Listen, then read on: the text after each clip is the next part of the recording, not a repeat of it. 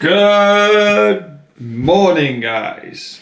I hope you're having a great day and welcome to my new YouTube channel. My first tip would be to not be too nervous. Be positive, be open-minded, and just be prepared for any sort of scenario, really, okay? I was nervous in my first year and I had no reason to be nervous when I got there. When I initially arrived, everyone was very friendly, everyone was very welcoming, and everyone made me feel part of the family very quickly. Do have opportunities to speak to people via social media platforms, which I will touch on a little bit later, so I would advise doing that. Okay, my next tip, packing. Make sure you guys are packing for all eventualities. It's going to be sunny, might be a little bit windy, but it is going to rain at some point. My two top things that I would advise for you to bring is, one is a watch. Make sure you guys are bringing a watch because it is very, very handy just for making sure that you're on time for activities and making sure that you're there where you need to be. And the next one, which is probably the top tip to bring, is one of these. Very much like the northwest of England today, it is raining. So you guys need to make sure you're bringing a raincoat because it will rain, and when it rains, it pours. It is sunny in Pennsylvania, but my friends from my camp will back me up when I say that 1 minute it'll be sunny and you'll be in a t-shirt, and the next minute you'll be caught in an absolute torrential downpour. So make sure you guys are bringing a raincoat. So guys, my next tip would be is make sure that you are getting enough sleep and make sure you've got enough energy to sort of get on with the day, okay? Because it is a long summer, okay? And the children are 100% 24/7. And they always want to be doing something, so you've got to want to do something as well. Obviously, if you're a general like myself, you're with the kids a lot, so you are interacting with them on a daily basis, every single minute of every single hour of every single day. So you need to be having those energy levels and making sure you're getting enough rest if you need it. If you have an off period, make sure you're getting some sleep in that. I don't necessarily need the sleep, I get my energy from just keeping on doing things and interacting with other people.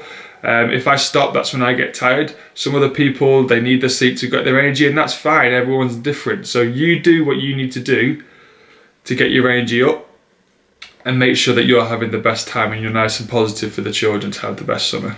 So this next tip, even though I said that it is a long summer, it's also the shortest summer of your life. A week at camp feels like a day back home. Before you know it, it will be the end of camp and you will wonder where that summer has gone. Whatever's going on at your camp, make sure you're getting involved. It's cliche, the more you put into it, the more you get out of it, but it is so true. Children love seeing counsellors up on stage and they love it when their counsellor is getting involved. So guys, my next tip, and I won't sugarcoat it, it is going to be hard at times. There are times where it will be a little trickier and it will be a little bit testing for you, okay? You are a parent to these children for the best part of 7 to 8 weeks. And some of the younger children might be their first year and they've never lived away from their parents at 7 or 8 years old. And naturally, that's going to be very hard for them. At times, they are going to feel homesick, and that's when they need you to be that person who they can rely on just to speak to. So one that I always use is, they feel that they are homesick, but I always say that they're home because they're at camp for the summer and camp is their home. So that always works, I feel. So it's usually quite a good one to use, and they sort of react to that quite well, and then they sort of have a little pick me up, and then 2 minutes later they're fine, make sure they're with their friends. At night it's different. In the day you can just get them into an activity and they'll usually forget about it. At night all they can do is think about it because they're just going to sleep. They can read, obviously to a certain time because then they need to go to bed. But once that time comes, they get a little bit apprehensive and a little bit, I'm homesick now, and it triggers it again. So just make sure you're on top of it and be aware of the child who you will know eventually who does get a little bit homesick, and they would be the harder times. However, the summer is amazing, as I keep saying, but there is a couple of times where it just get a little bit trickier. So just watch out for those and you will adapt to it naturally. Okay, so my next tip is going to be get involved on social media platforms with any groups that your camp have organised. Like my camp, most camps will organise a Facebook group that will involve everyone going to your camp this summer who are returners or first years. So definitely get involved in any meetups. Myself, I went to Liverpool when I was in my first year. We went to a restaurant, we had some food, and it was nice to sort of meet everyone. And it definitely relaxed me a little bit more, and it enabled me to go to camp knowing I would see some friendly faces when I got off the bus or when I met them on the plane. It's also really handy to speak to those first timers or even a returner who's going on the same flight as you to America. My first couple of years we met at Heathrow.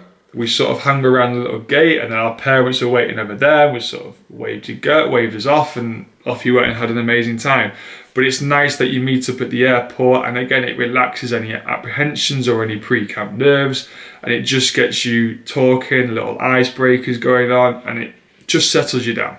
If you are particularly nervous, I would advise doing this and speak to people as much as you can, or get advice from people who have been there before.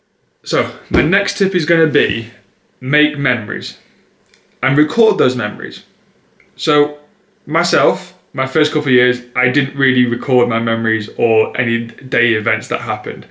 People have done diaries, people do scrapbooks, people do video making, editing, things like that. So my past couple of years in 2017 and 2018, I've made videos via my GoPro, and I've edited them on my Mac and then done it that way. Other people do daily diary entries, or they do a scrapbook over the year and they stick in and do their own thing, which is great. I'm necessarily not one for doing a diary entry. I prefer to do it more digitally and do it more editing side of it. I know a lot of my other friends at camp, they've done diary entries, write it down. It is good because if you do it daily, you don't miss any of the memories. I do feel I might have missed some certain things because I'm not filming all the time and I'm only picking out little bits. The diary entries you will be doing every single day, so you remember more, which is nice. Everyone's different. You do it your way, but I would definitely advise bringing something so you can capture those memories and remember all the good times. I say this because if you do come back in future years, you can look back on these times, and it's advice for other people as well. So you may be in a situation next year where you're a returner and a first year is looking for advice, and you can give them that advice. And you can show them the memories that you've had, or you can read out a diary entry. They can see the video that you've made. So it definitely does help you more than just memories. It can help other people as well. I realised I talk with my hands a lot. The next point is going to be about travelling. I spoke to a few of my friends who have been there before, and I just asked for some ideas and different perspectives on what they think is a good first time counsellor tip. And one of my friends, Molly, came up with the idea of travelling, which I think is a great point.